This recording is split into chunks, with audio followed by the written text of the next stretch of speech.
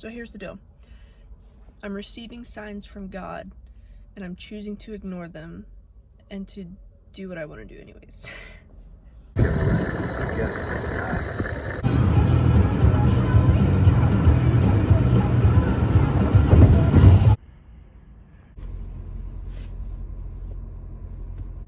moment I got out of bed, it started snowing.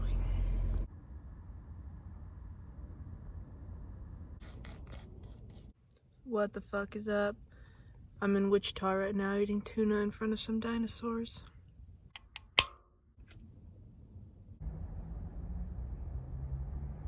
I made it as far as Oklahoma City beating the snow, and then I got caught in the snow, so I think I'm gonna stay at this Cracker Barrel. The reviews all say that people got robbed here, but I haven't been robbed yet. I literally got up so late this morning, got on the road super late. I stopped in Wellington, Kansas, and went to the Sumner County Courthouse. I'm trying to share my grandpa's passion for Kansas courthouses, and I don't find them as entertaining as he does.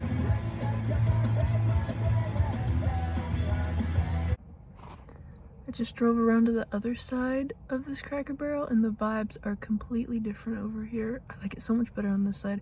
Also, I went inside to use the bathroom, and there were a bunch of old people standing around looking at me like that one image of the people at the party staring at you like you've done something wrong.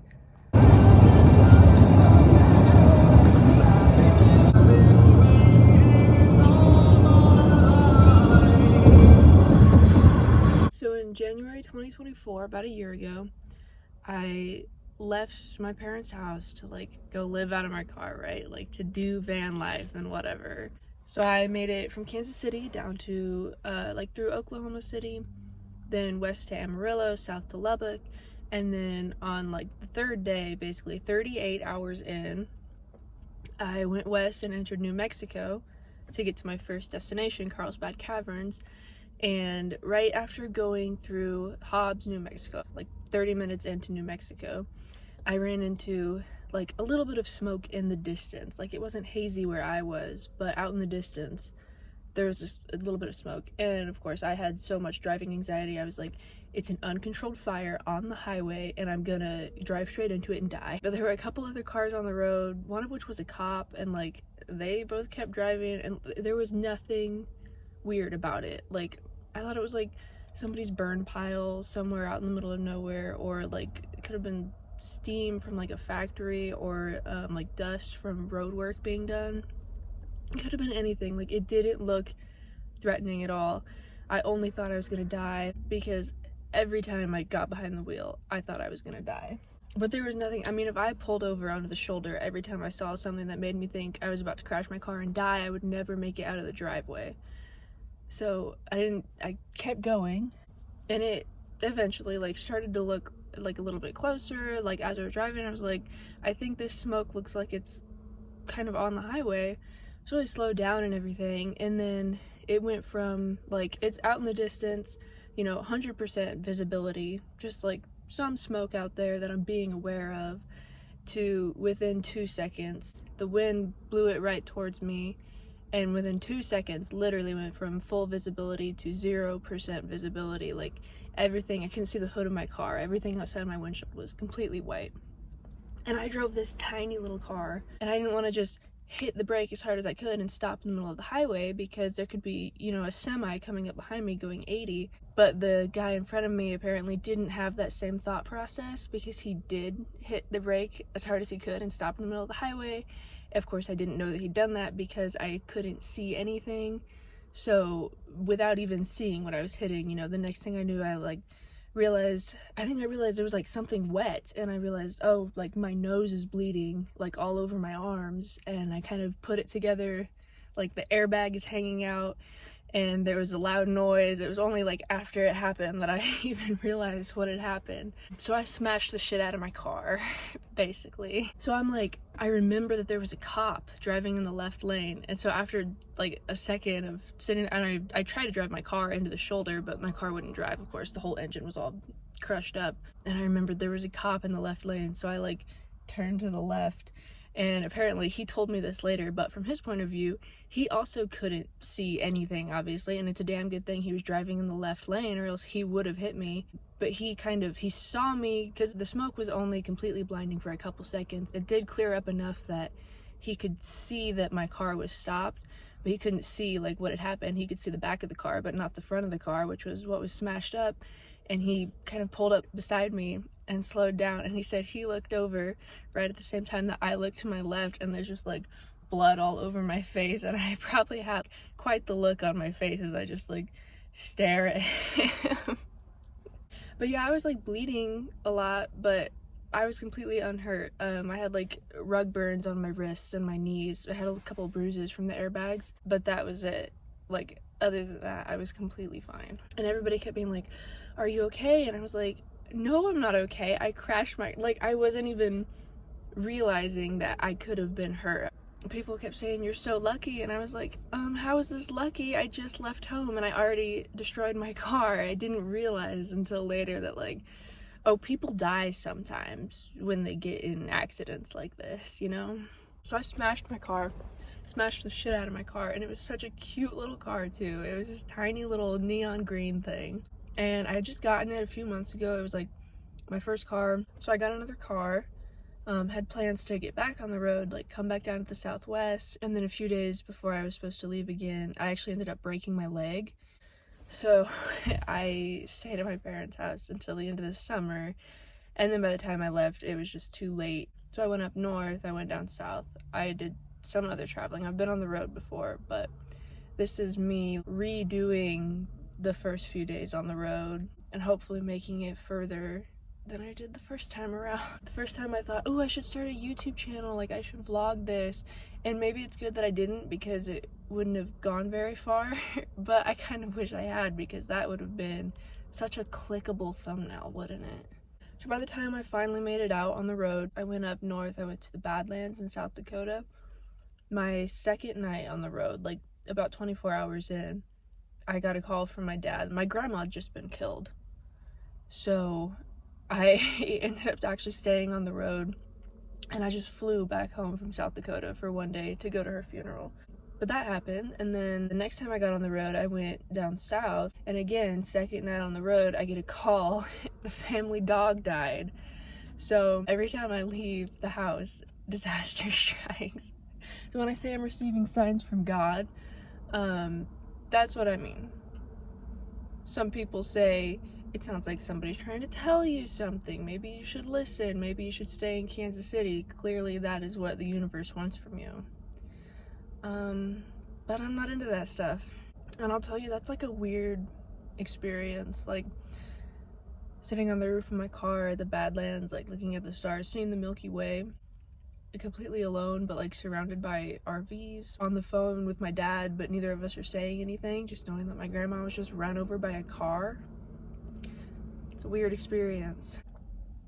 I think Oklahoma City Walmart is taking the lead for the absolute worst tap water I've ever tasted. I'm at a rest stop about an hour east of Amarillo, headed towards Amarillo. I think I'm gonna get there at about 5, which is like probably the worst possible time to get there. But I'll figure it out. I think I'm gonna stop at Buc-ee's just because I need gas. And I don't really like Buc-ee's. I find it overwhelming on the beaver aspect, but the gas price looked okay, and there's like a tourist thing at the same exit, so. I just passed the giant cross that I like remember passing the first time that I came this way a year ago.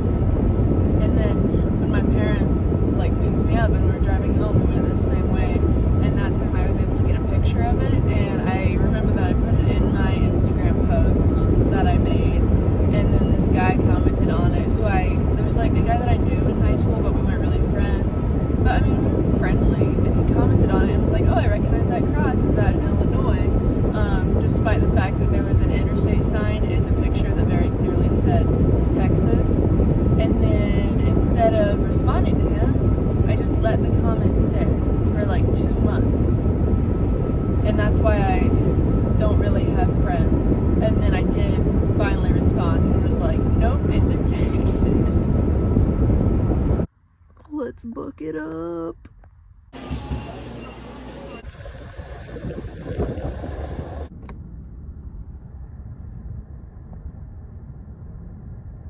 Turning the tire pressure light off so it stops looking at me like that. Also, I just realized with this shirt and my yellow Crocs, I match Buc-ee's. Last time I came through this way, I went to the Cadillac Ranch in Amarillo. This time, I think I'm going to the Slug Bug Ranch, which might be new. I'm not sure if it was there a year ago.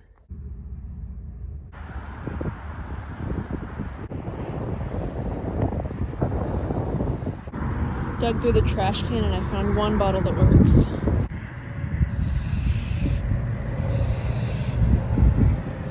I drew this cat and then he shed a single tear.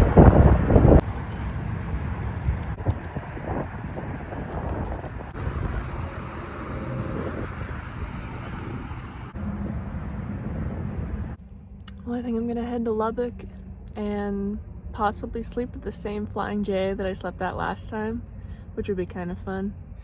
It looks like I still have some light left in the sky, so could make it before dark. And the last time that I slept there, they played music the whole night, so loud. And they played Jason Isbell and like Mumford & Sons, and that's like what my parents listened to when I was a kid, so it was very nostalgic, weirdly enough. Down in Texas and Oklahoma, they have great-tailed grackles, and they're so cute. New plan, I actually might stay at a rest area north of Lubbock. I just like rest areas better than truck stops.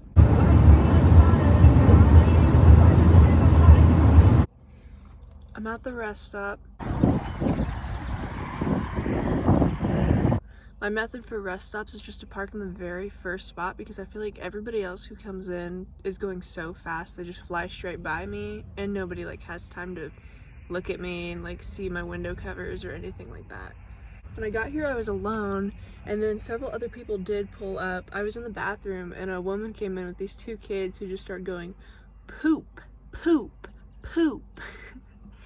And but everybody who got here after me I think has left now, so anybody who saw me go inside who knows that I'm alone and in this car is no longer here.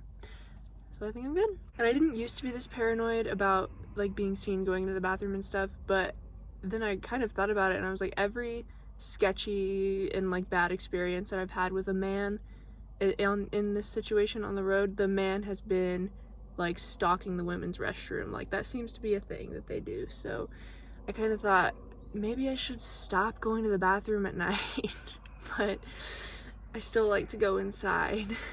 So I keep doing it, but I'm trying to be more cautious about it.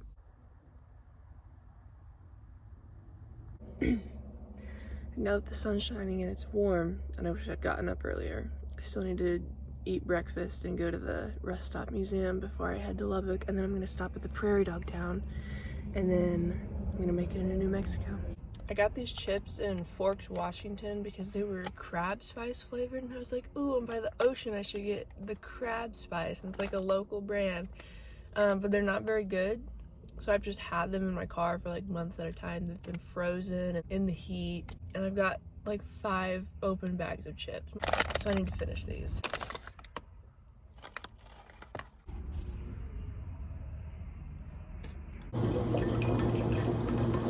It's a pretty windy day. I just checked the weather. The wind in Hobbs is supposed to be up to 20 miles an hour. The day that I crashed, the wind was too strong to even like walk straight into when it was really blowing. So 20 is not that bad. And to set the scene too, the wind that brought the smoke towards me, you know, also carried the fire, which I hadn't seen the fire before. If I had known there was a fire, I probably would have stopped, but it carried the fire with it. So immediately after I crashed, like all of the grass all around me, it was all on fire. And like there was so much smoke, you know, you couldn't see very far around you. It was just like me and this cop car and smoke and fire on all sides. Fun experience.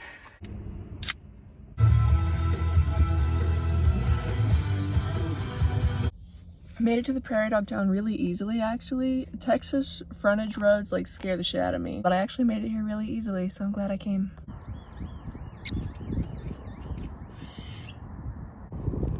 somebody left a big pile of potatoes for him.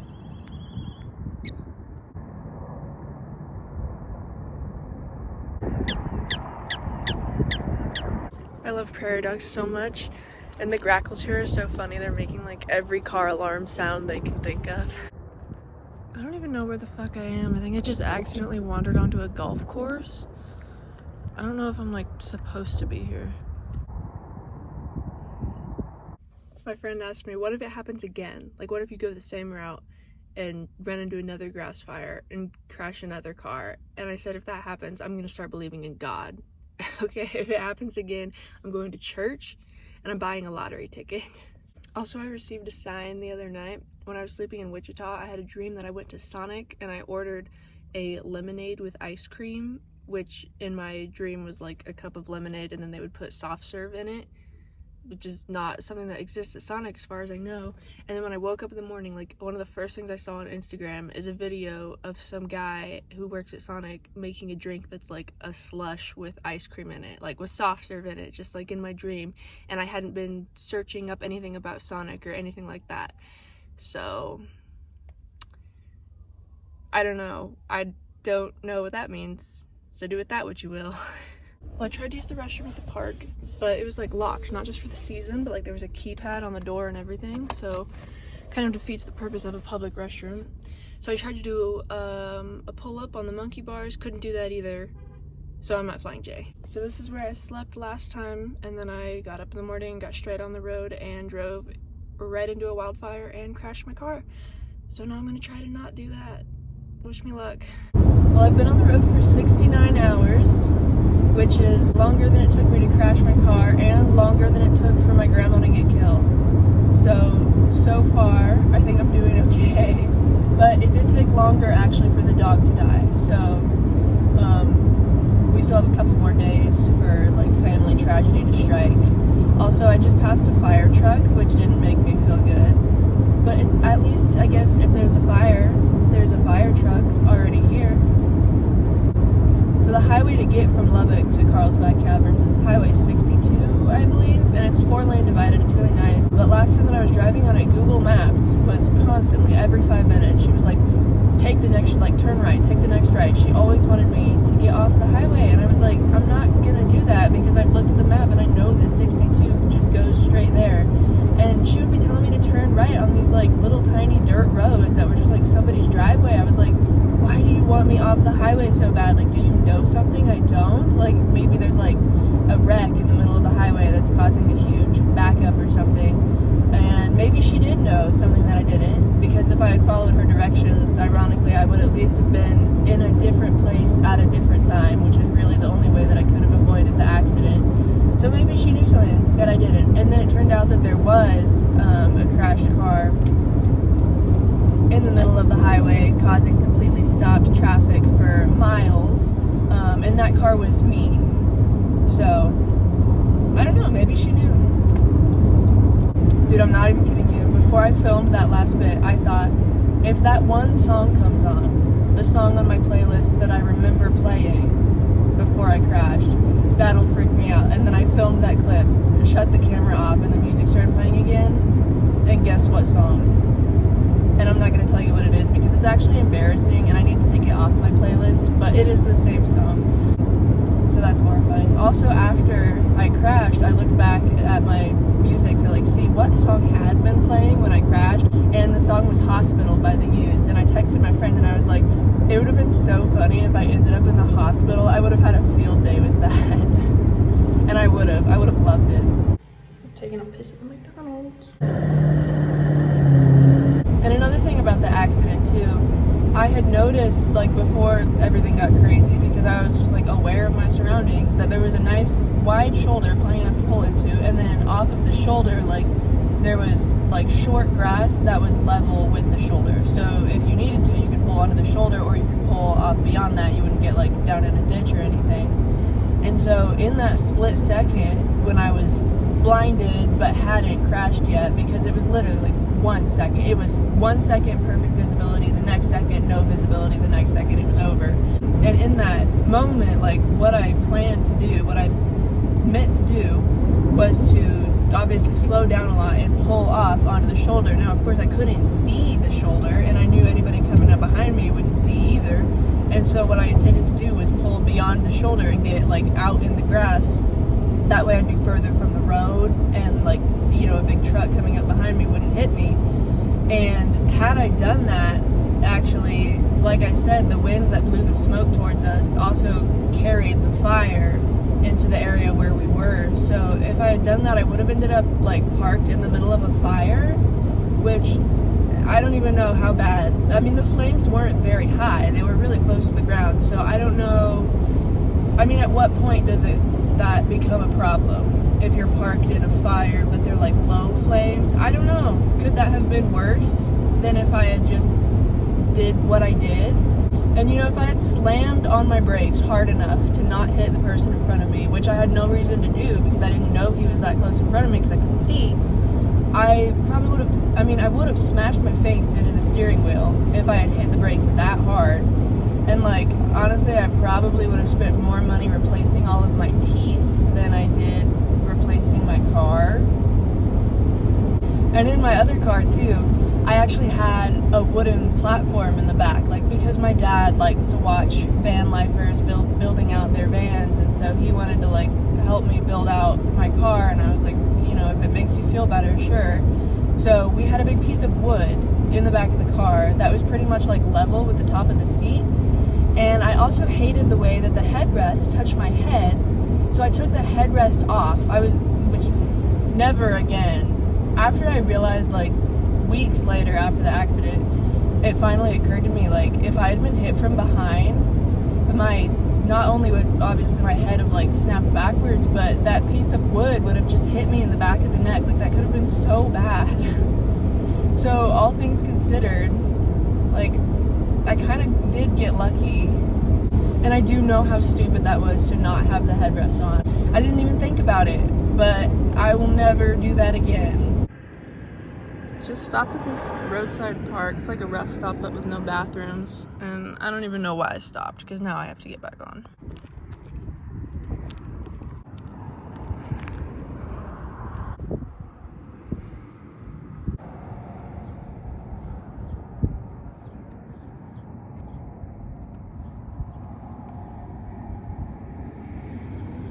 And I'm also really lucky too that the cop who helped me, who happened to already be there, that he was so nice. Like, it could have been made so much worse if I got a mean cop, but he was really chill. And he said, like, that he knew it wasn't my fault, because I mean, it was my fault, like, technically, because it has to be somebody's fault. But he said, like, I mean, he saw it. He didn't see anything, but he had the same, you know, he saw what I saw, which was nothing. And he said he was just waiting for his vehicle to hit something. Like, he thought he was going to hit somebody too. And so even though it was technically my fault, like, he didn't give me a ticket or anything, which I didn't even consider that I might get a ticket until he told me, I won't give you a ticket. And I was like, oh, gee, thanks.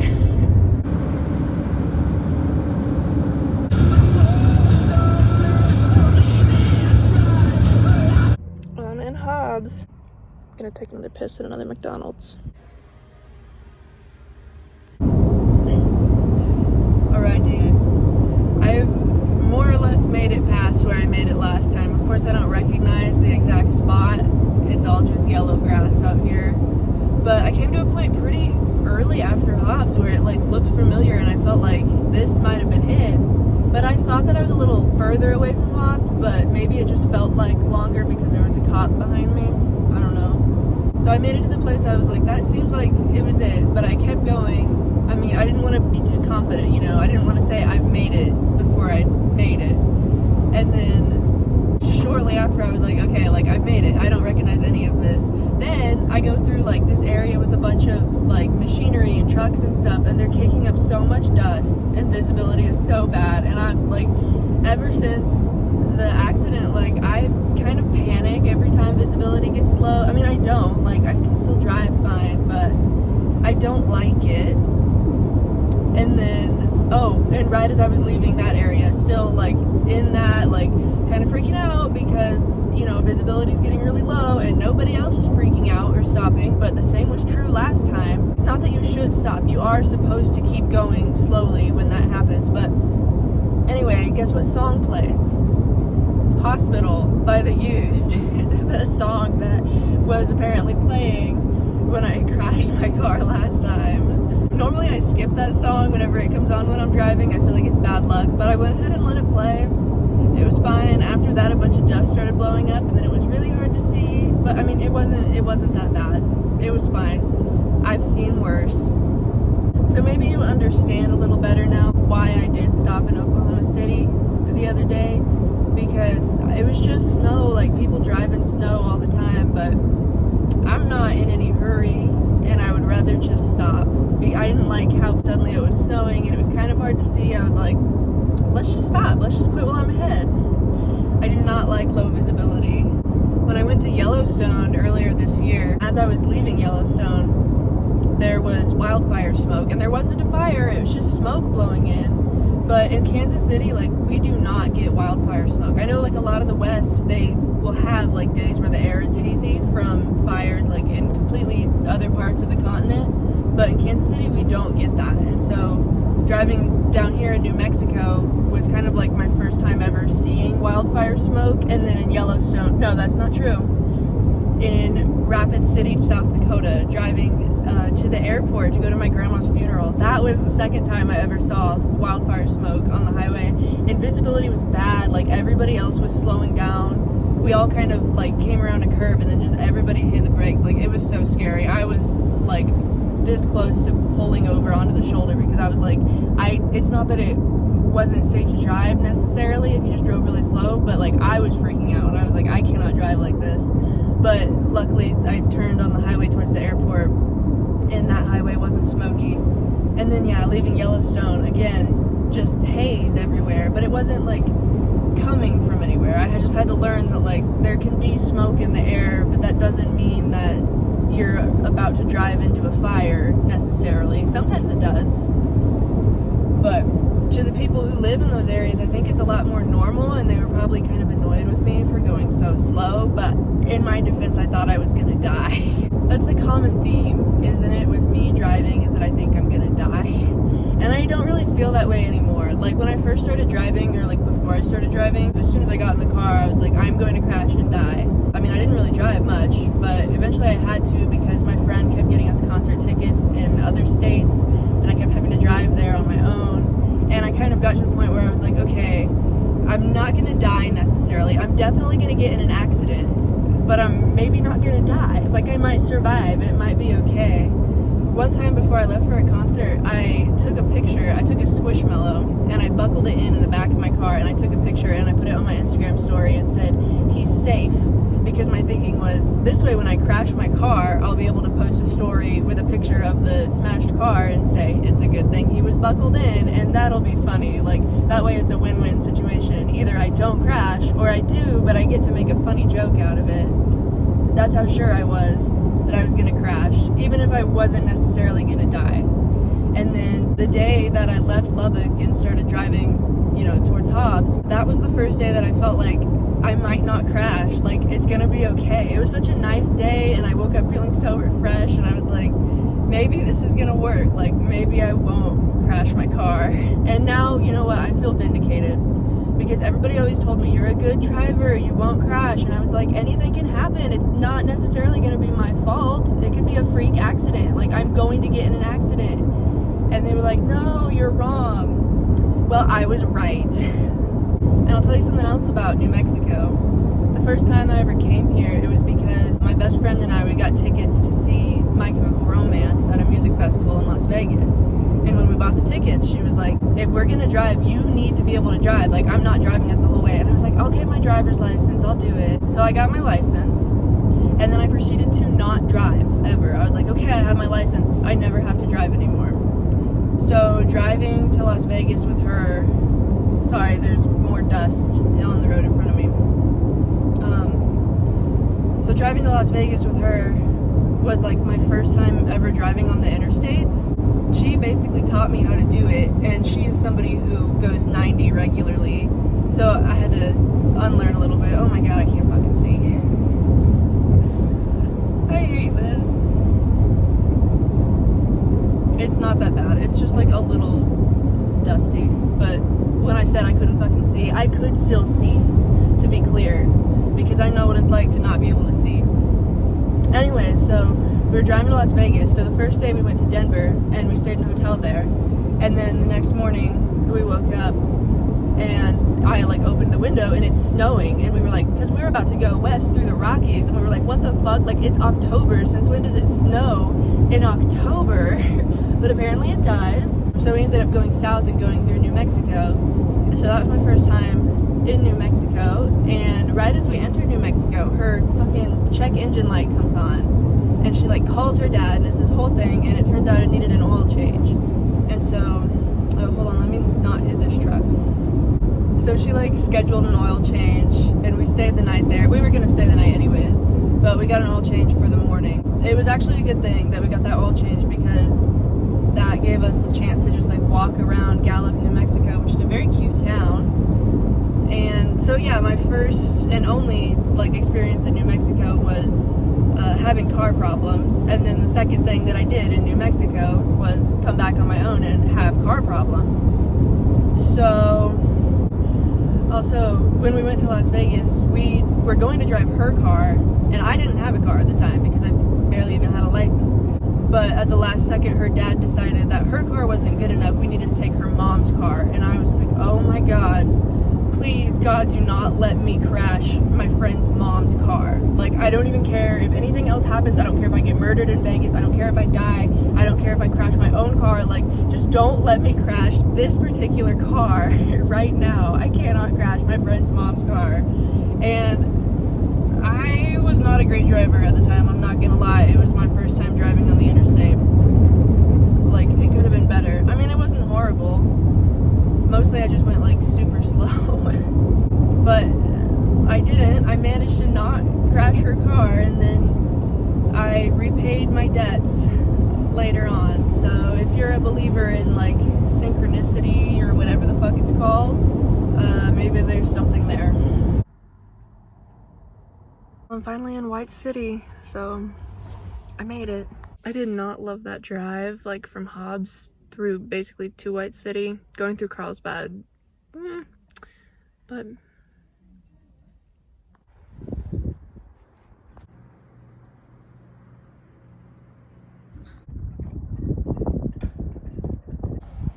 well, I'm at the campground now, which is BLM, so no bathrooms or anything like that, but it's free, and that is what matters. And I've got the mountains behind me. The air is not hazy here. It was just super hazy around Carlsbad, I think, because of whatever they're doing there. I don't know, digging up dust. It was 70 degrees when I got here. The low tonight is 50, which is so much better than what it has been the past few nights. And I have cell service, so I think I love this spot. And there's like plenty of pullouts around here too, where you don't have to stay in the campground. You can just stay on the BLM roads. But I do like being like more around other people.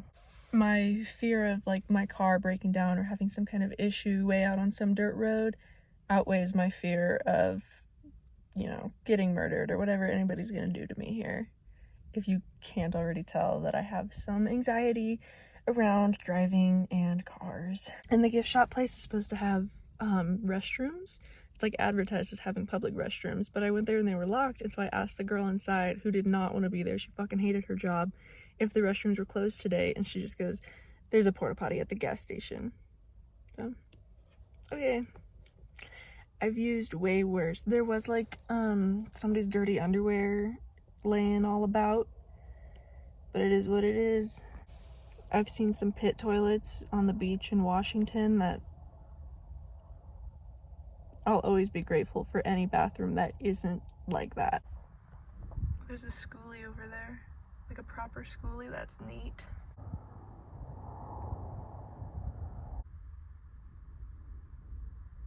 So I guess I should end it here then. I've pretty much said I mean, I haven't said everything there is to say. There's a lot left to say. I looked back at everything I filmed and like, it's gonna be long, so I should probably stop. This video is gonna get like 2 views and they're each gonna be like 15 seconds long before they click off. But if you watch the whole thing, that's kind of weird. You're really interested in random people that you don't even know. I guess you really like listening to me talk in my car. Sorry, I'm like crunching chips while I say this. So subscribe if you want to hear me talk to myself in my car even more. And I promise I don't normally talk about death this much, or like God. That was a weird thing. I'm not normally this big on death and dying. And yes, if you were wondering, I do wear the same shirt every single day.